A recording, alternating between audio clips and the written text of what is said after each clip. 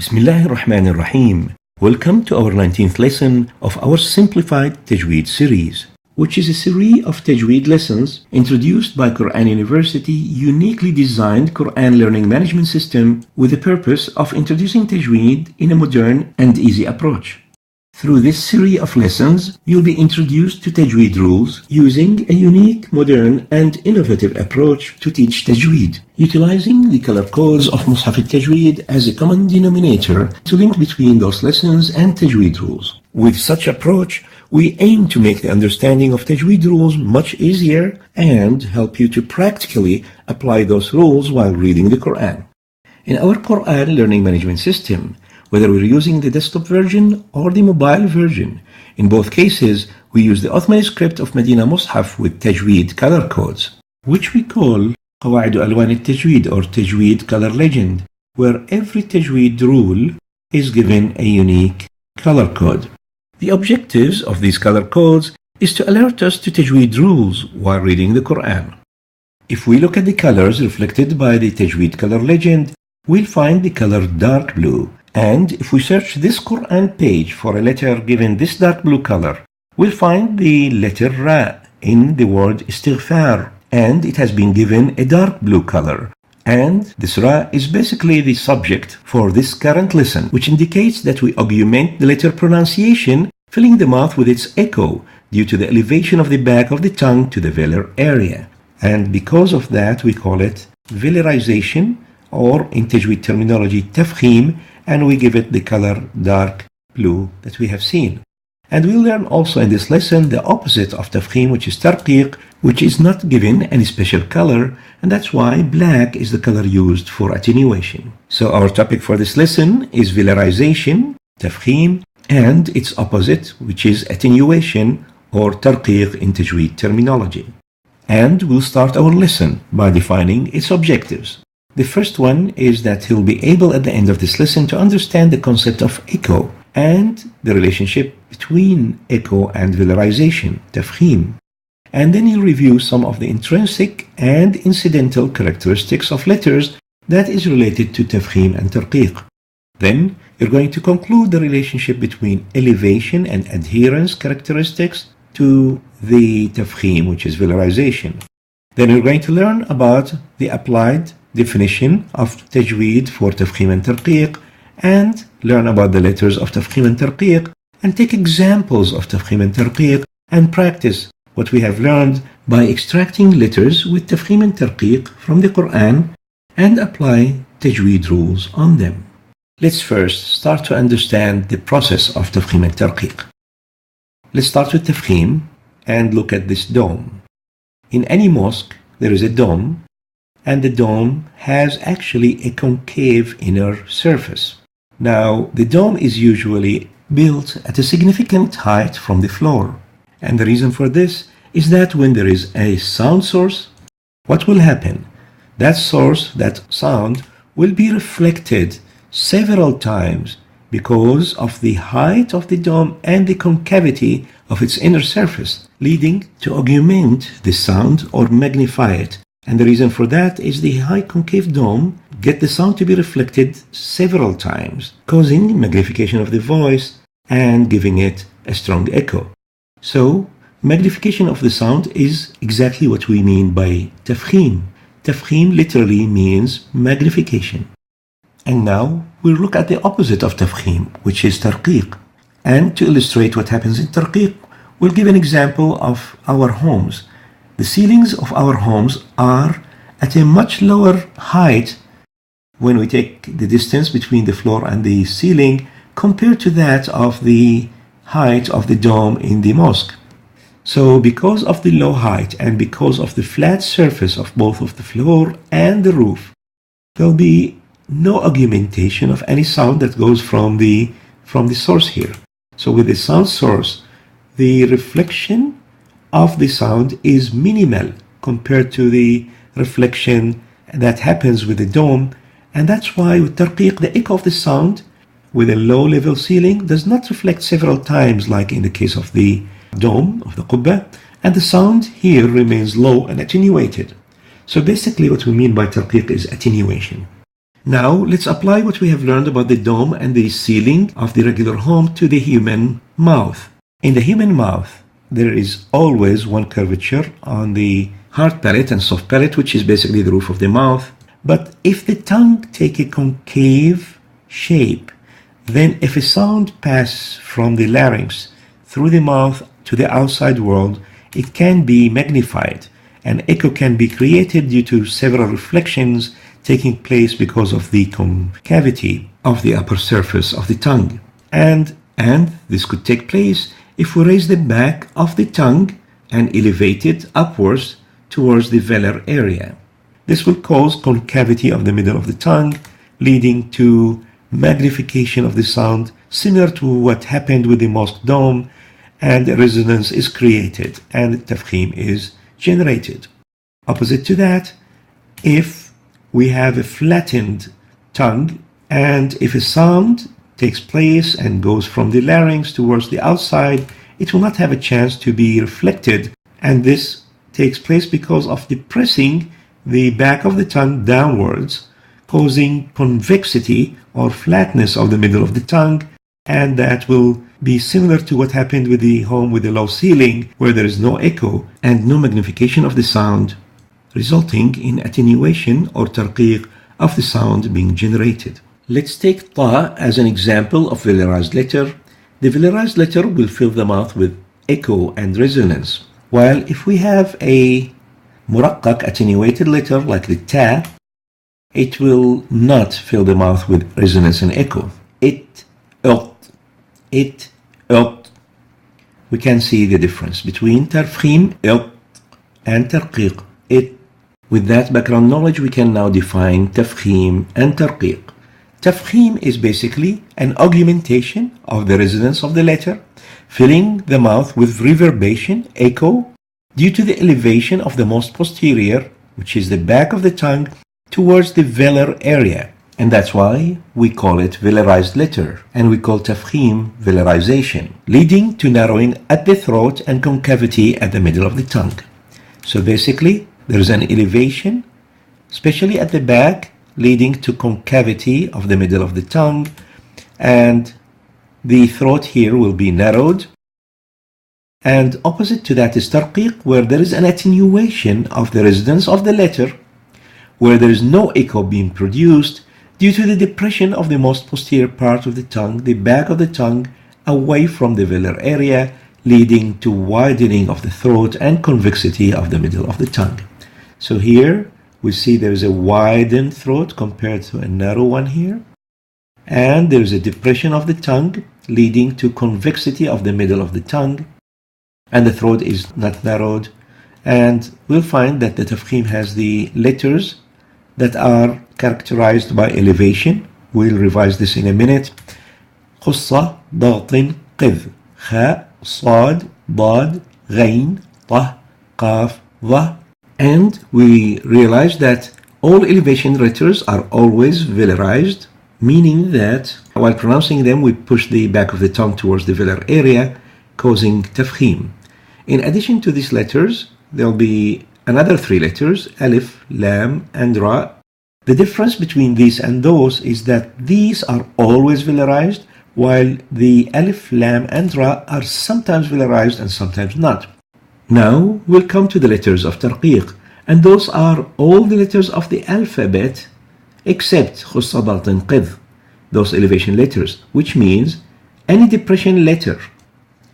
And what depression means is the back of tongue being depressed, pushed downwards away from the velar area.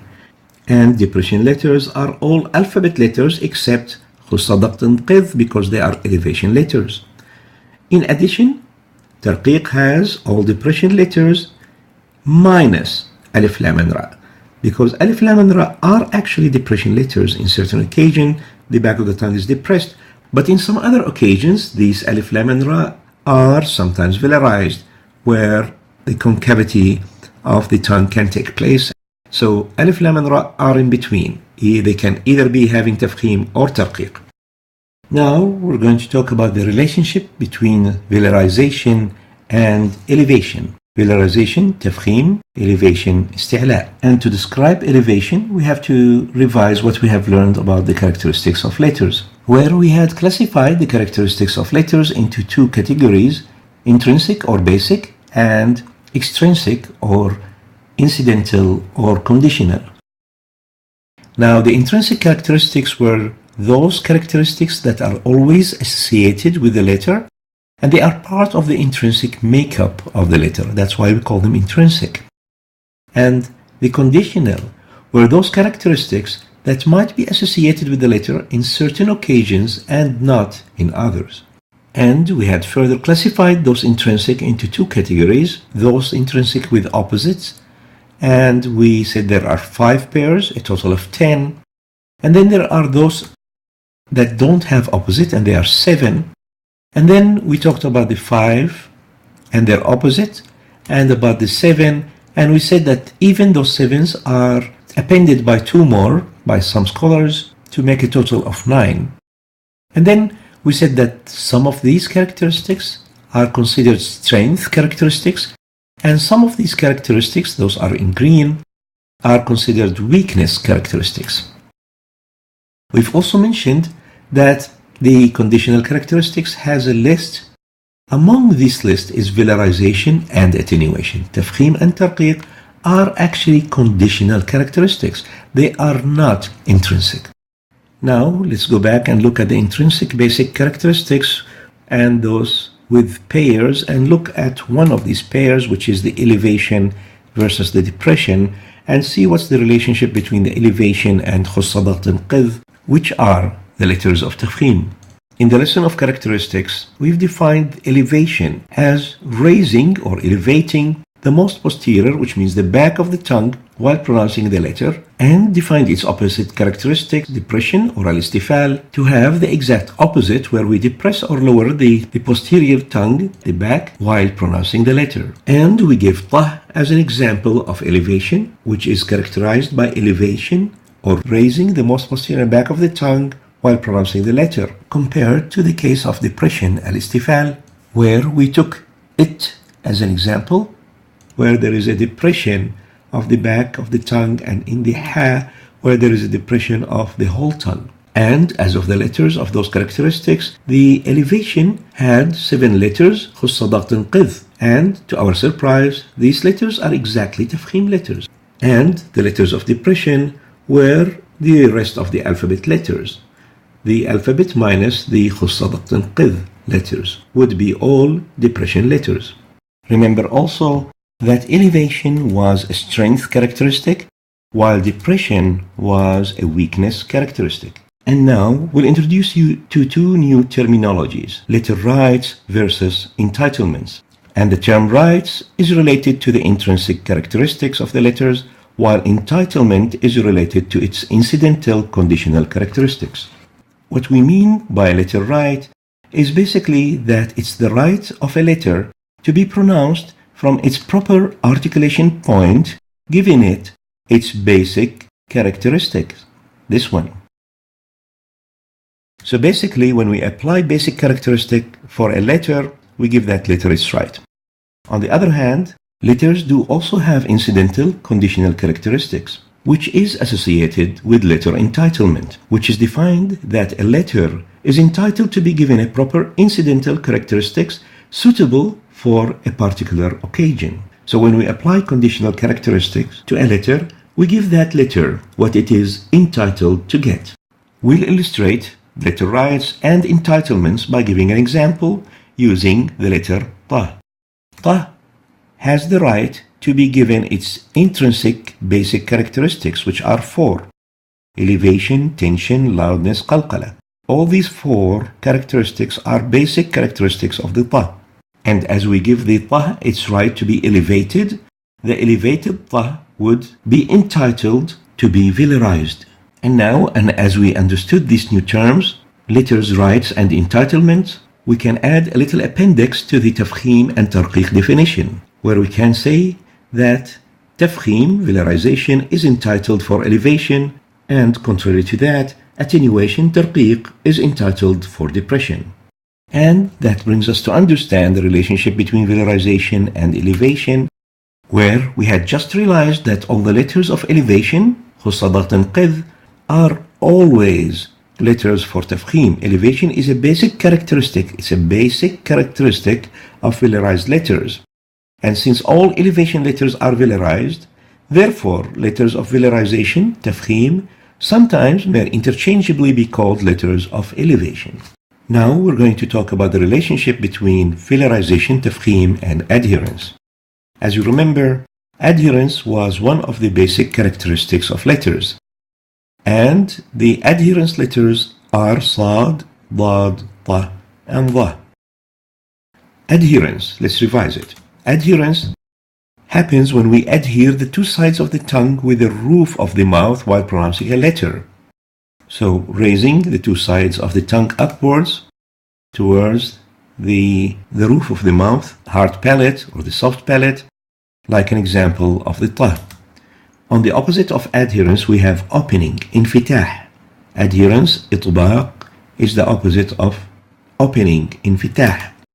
Now, in infitah, in opening, the characteristic is basically where we separate the two sides of the tongue away from the roof of the mouth while pronouncing the letters. So if we look at it from the side, we can see the tongue is down, while the tongue was up here towards the roof. The tongue in opening is down, pushed down. Now, an example for infitah is ha. So, is an adherence letter, is an opening letter. Now, adherence has four letters, Sad, Dad, Ta, and Dha, leaving all the other letters to be opening letters. So the letters of opening are all the alphabet letters except the Sad, Dad, Ta, and Dha. Now, adherence is a strength characteristic, while opening is a weakness characteristic. And the shape of these letters, Sad, Dad, Ta, and Dha, would help you to remember the characteristic of adherence for these letters. Sad, if you look at the Sad, and the Dad, and the Ta, and the Dha, all these letters have a dome like that of the dome of the mouth or the roof of the mouth. So they all have a dome requiring to adhere them towards the dome of the mouth. So this is the dome of the mouth, and this is the dome of the Sad, Dad, Ta, and Dha. Such shape of the dome of these letters would remind us to bring the tongue up as we pronounce them towards the dome of the mouth, the roof of the mouth. Remember when we said that characteristics of letters can be classified either as strength characteristics or as weakness characteristics, and that's the case not only for the intrinsic but also for the incidental, where velarization is a characteristic of strength and attenuation is a characteristic of weakness, and we'll illustrate the reasons behind that. If we look at elevation and adherence and their opposite, depression and opening, elevation is a strength, depression is weakness. Adherence is strength, and its opposite, opening, is a weakness characteristic. Now, this can be related to velarization and attenuation. Elevation and adherence basic characteristics makes velarization more and more stronger because they are related to velarization, resulting in giving it more strength. While, on the other hand, the depression and opening makes attenuation more of a weak characteristic. And now, we can add an extra addition to our definition of tafkheem, that tafkheem is a strength characteristic, while tarqeeq is a weakness characteristic. Now we're going to compare these two characteristics of strength, elevation and adherence, and compare their letters. If we look at elevation first, it has these letters, خص تنقذ, which are equivalent to the velarization letters. Now let's compare those elevation letters to adherence letters, these ones. We'll find that adherence letters are less. Only the red ones of the elevation letters are considered adherence letters. Only the red ones. The Sad, the Dha, the Ta, and the Dha. While the other three, the Kha, Ghain, and Qa, are not adherence letters. From that we conclude that all elevation letters are always velarized. They should have tafkheem. But not all elevation letters are adherent because we had the Kha, Ghain, and Qa, which are not adherent. Now, all adherence letters are elevated because they are parts of this. They are the red part, and therefore they should be always velarized. If you are somehow confused, we'll illustrate this a bit more. Let's concentrate again on elevation letters. Not all elevation letters are adherent. There are 4. The red ones are elevated, adherent. These are the ones Sad, Dad, Ta, and Da. These has 2 strength characters. They are both velarized and adherent. Now, if we look at the other 3, the Kha, Ghain, and Qaf, we'll find that they are open letters. They are not adherent. So there are 3 elevated open letters. This one, the Kha, the Ghain, and the Qaf, and they are velarized open. So we have velarized adherent and we have velarized open. Those are 4, Sad, Da, Ta, and Da, and those are 3, Kha, Ghain, and Qaf. Those velarized adherent has more tafkheem. The reason for this is that they have 2 characteristics of strength. They are both elevated and adherent. They are elevated and adherent. Examples of those elevated and adherent are Dhamir, Tur, Azim. On the other hand, the elevated open has less tafkheem. They still have tafkheem, but not as the elevated adherent, because they have only one characteristic of strength, which is basically the elevation, but they are open, so they have one strong, one weak. They have only one characteristic of strength, which is elevation. So let's listen to these. Khifa, Khi, Ghalib, Gha, Qeel. So more tafkheem is given to elevated adherent, less tafkheem is given to elevated open. Now we'll look at the effect of haraka, the movement, on velarization, on tafkheem. The size of the oral cavity while pronouncing a velarized letter varies with the 3 movements, with the harakat. With the fatha, this is how it looks. With the dhamma, this is how it looks. And with the kasra, this is how it looks.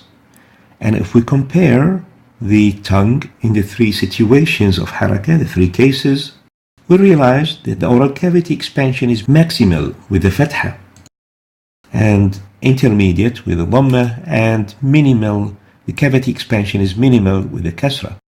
Accordingly, maximum magnification and resonance or tafkheem will occur with the fatha, minimal tafkheem will happen with the kasra, and the dhamma will be in between. So the levels of tafkheem: fatha induces velarization, tafkheem more than the dhamma, followed by the sukoon and kasra, which has the least effect. And if we draw this in a illustration where the increase in this direction reflects the level of velarization, more tafkheem, then fatha has the maximum, followed by the dhamma, followed by the sukoon, and followed by the kasra. And if we look at the fatha, we'll find that we differentiate fatha with an alif, fa, from a simple fatha that is not followed by an alif. So fatha followed by an alif has more tafkheem than fatha without an alif. So fatha followed by dhamma, by sukoon, by kasra, and fatha with an alif is more than fatha without an alif. We're going to give you an example, and let's take the letter qaf, qah, qah, qal, qal. We found the fatha followed by an alif, so it has the maximum level of tafkheem. Compare this with qad. Qad has a fatha, but there is no alif, so it has tafkheem, but not as qal, qal, qad. Then we move to the dhamma, yaqul, yaqul. Then we move to the sukoon, yaqta'un. Then we move to the kasra, qeel, qal, qad, yaqul, yaqta'un, qeel. And we see that tafkheem goes less and less towards this side and more towards this side.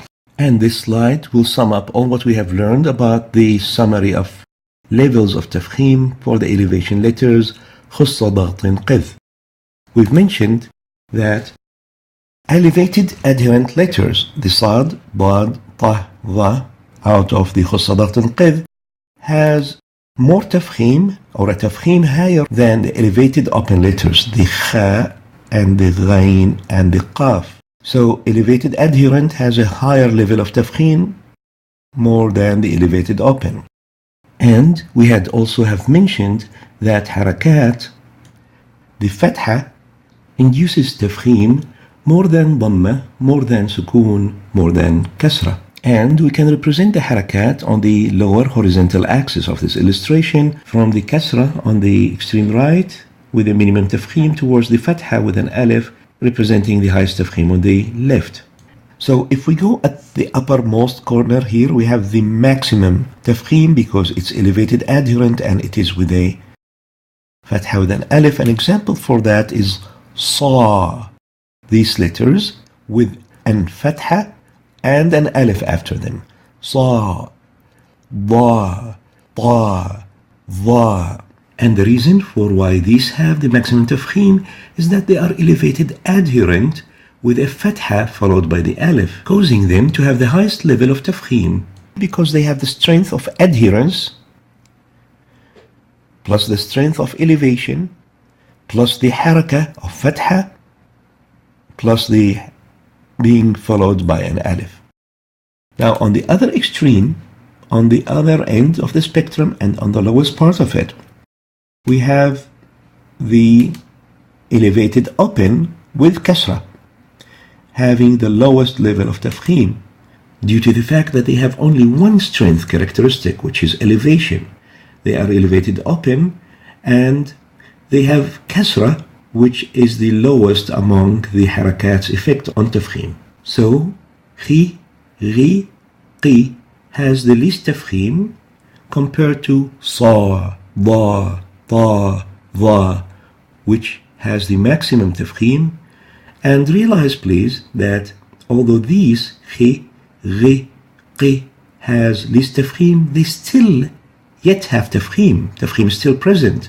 So we call that relative tafkheem, tafkheemun nisbi. We'll give some examples to illustrate what we have learned. Remember, we'll give examples on tafkheem letters, khussadat al-qidh, which are always velarized. Then we're going to give examples on occasionally velarized letters, the alif, lam, and ra, followed by examples on attenuated letters. We'll start with the examples of the khussadat al-qidh. We'll start with the kha, with an example, khalidin. Khalidin, we don't pronounce it khalidin, but khalidin, kha, not kha. We give it tafkheem for three reasons. First, the letter kha is part of khussadat al-qidh letters, elevation letters, and tafkheem letters. In addition, it has a fatha and it is followed by an alif. Three reasons to give it maximum level of tafkheem. Kha, not kha. And we'll listen to Sheikh al-Husari pronouncing it. Khalidin. Khalidin. Next example is ad-dallin. Ad-dallin, we have a dad that has a fatha and followed by an alif. Three reasons to give it tafkheem. And let's listen to Sheikh al-Husari.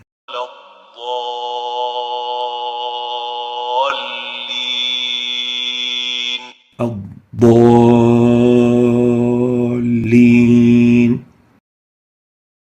The next example is as-sadiqin. This qaf has a kasra, which is of a lesser tafkheem, to be given a lesser tafkheem compared to the previous examples, as it's illustrated by listening to Sheikh al-Husari. As-sadiqin. So the qaf here doesn't have that tafkheem that we give to the dad in the previous example or the kha in the previous example as well.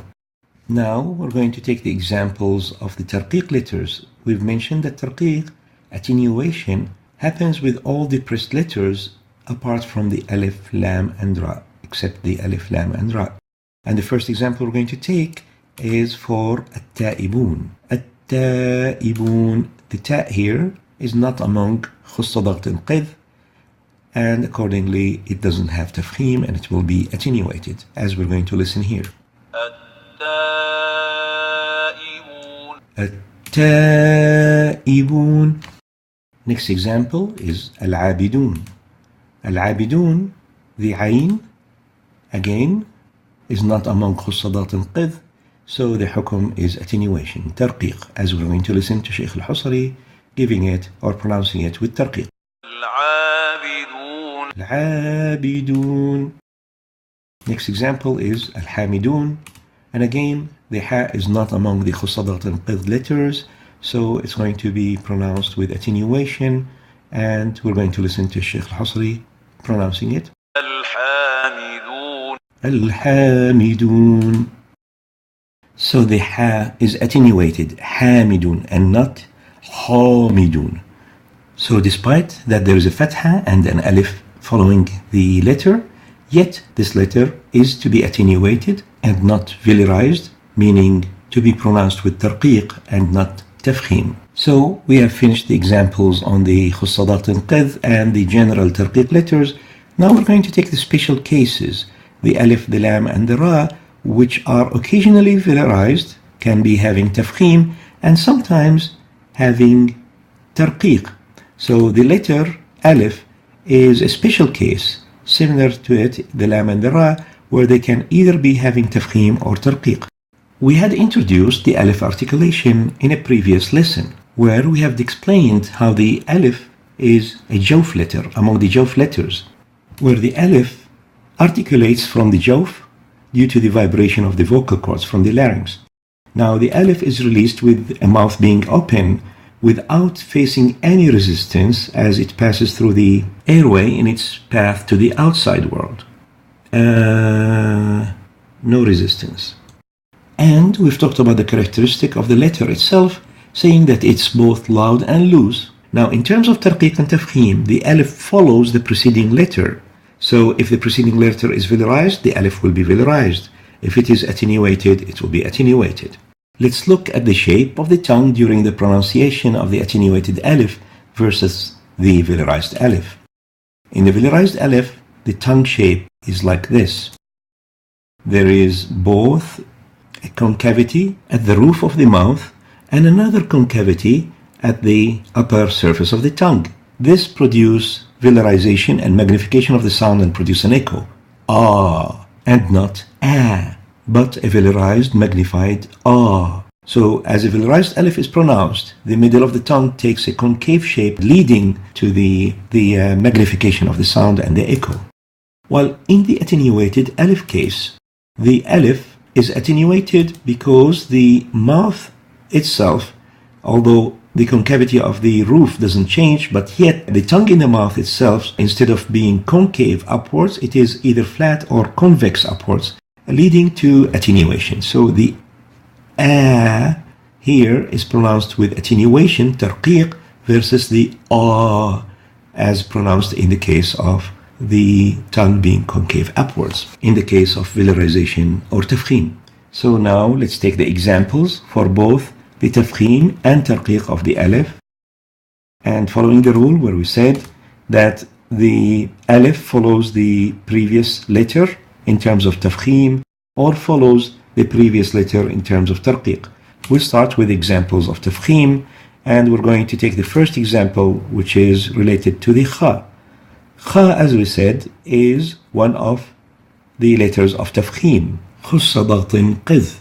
And let's listen to an example given by Sheikh al-Husari, rahmatullahi alayh, خالدين, where we have a kha, one of خصادات قذ, حروف التفخيم, the letters of tafkheem, followed by an alif, and the kha has fatha. So it is having the hukum of tafkheem. We say for the alif, kha, not kha. Similar for the qaf. Another example. القائمين.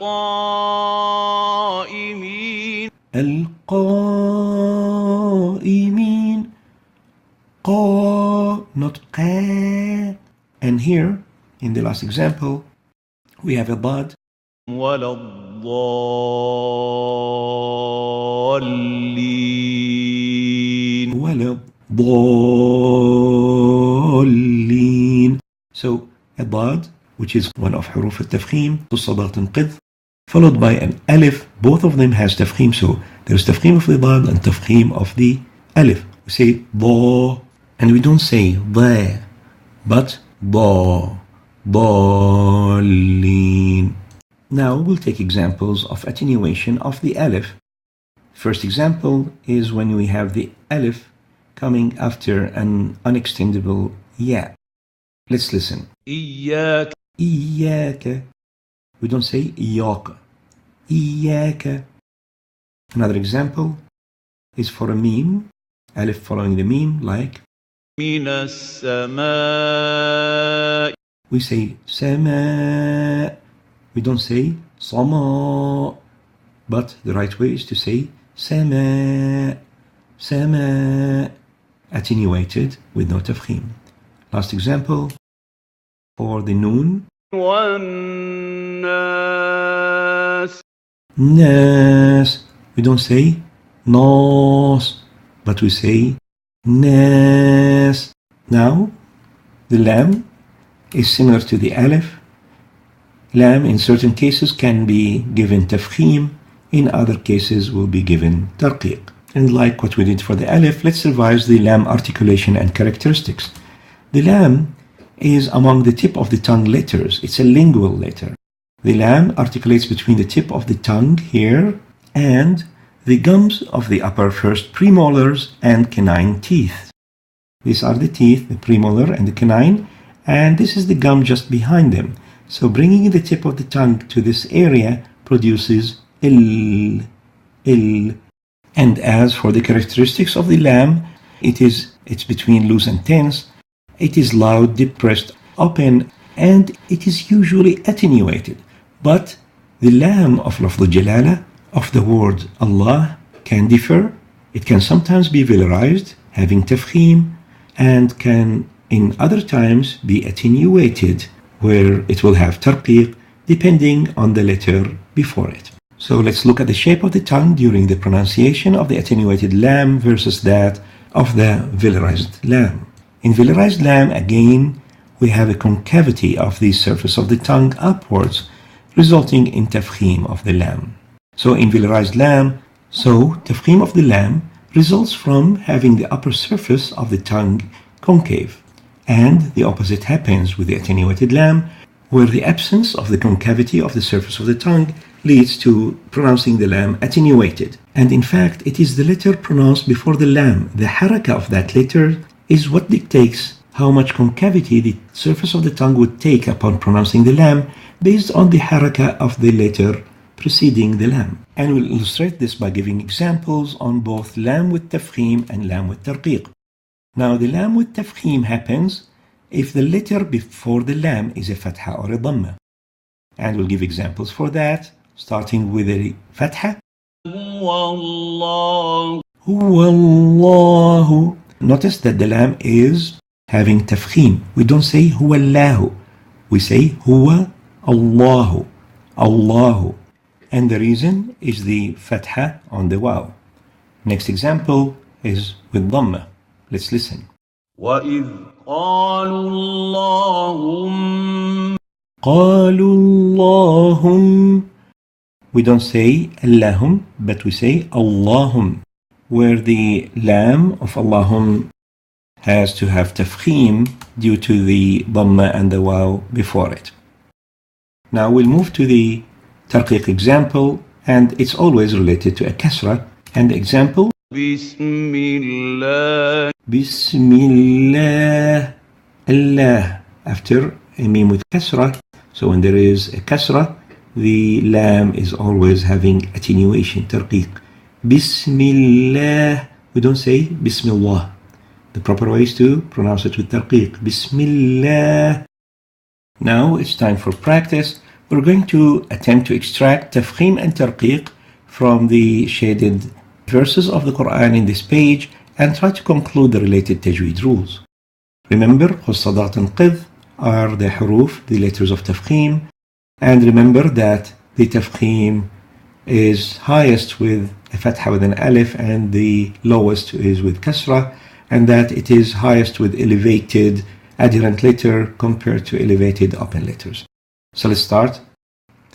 First example is this alif here. Ta'ibun. تائبون عابدون عابدون. Both are attenuated.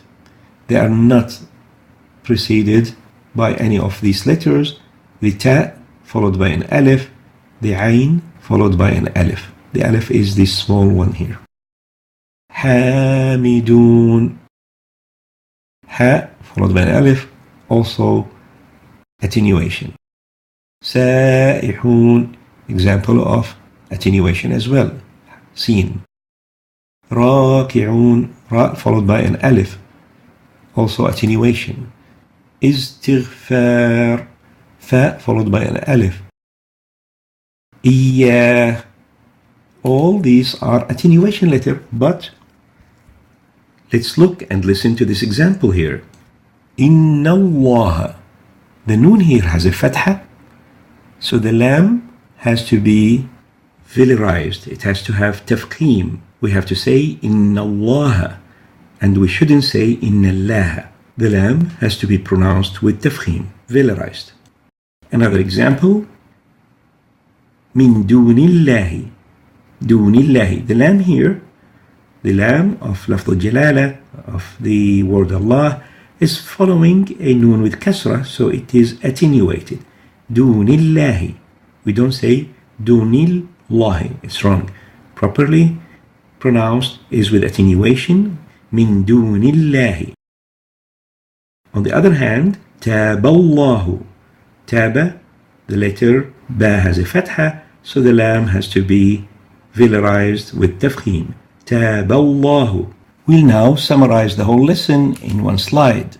We're going to talk about the definition, the rule, and the examples of both velarization and attenuation, starting with velarization, where the definition is that it is an augmentation of the resonance of the letter, filling the mouth with echo due to the elevation of the back of the tongue to the velar area, and hence we give it the name velarization, leading to narrowing of the throat and concavity of the mid-tongue. The rule, all these elevation letters, خص ضغط قذ, should be velarized, should be pronounced with tafkheem. An example is خالدين. Kha is one of the خص ضغط قذ, the elevation letter, and that's why it should be pronounced with tafkheem. خالدين. Then we talked about the attenuation, and we said attenuation or tarqeeq is basically the attenuation of the resonance of the letter, where no echo is produced due to the depression of the back of the tongue away from the velar area, widening the throat and causing convexity of the mid-tongue. And this applies for all the rest of the alphabet letter, which are basically depression letters, except for the alif, lam, and ra. And an example is the letter ta, at-ta'ibun. Then we talked about the special letters, the alif, the lam, and the ra, where they can be both velarized and attenuated, and we talked about the alif and the lam, and we're going to leave the ra for the following lesson. On the alif side, we said the alif can be sometimes velarized, could have tafkheem, and sometimes attenuated, where it's going to have tarqeeq, and we said that it depends on the letter preceding it. So if it is followed by a velarized letter, it will be velarized, while if it is followed by an attenuated letter, it should be attenuated. And we gave an example on attenuation, والناس, and an example on velarization and tafkheem, الضالين. Then we talked about the lam, and we said that the lam is usually attenuated except when it is part of lafz al-jalala, part of the word Allah, where it depends on the letter before it, the haraka of the letter before it, whether it's a dhamma or fatha, then it should be velarized. And if the movement before it is kasra, then it should be attenuated. And an example is huwa Allahu, a fatha here followed by a tafkheem of the lam, bismillahi, a kasra here followed by attenuation, tarqeeq of the lam. And we're going to leave the ra for a special lesson due to more details that are needed to describe it. That brings us to the end of this lesson on velarization, tafkheem, and attenuation, tarqeeq. We ask Allah subhanahu wa ta'ala that بعونه وقدرته, that the Quran Learning Management System, برنامج الجامع لحفظ كتاب الله, would help you, inshallah, to improve your tajweed and improve your tilawa and help you in improving your recitation and help you, if you want, in memorizing the Quran and to help you understand the Quran in the proper way. As we reach the end, we ask Al-Mawla Azza wa Jal أن يتقبل منا هذا العمل. We ask Allah Almighty to accept this work from us, and we ask you to make dua for those who participated in making this work come to life and reach you. Hoping you all the best. Wassalamu alaikum wa rahmatullahi wa barakatuh.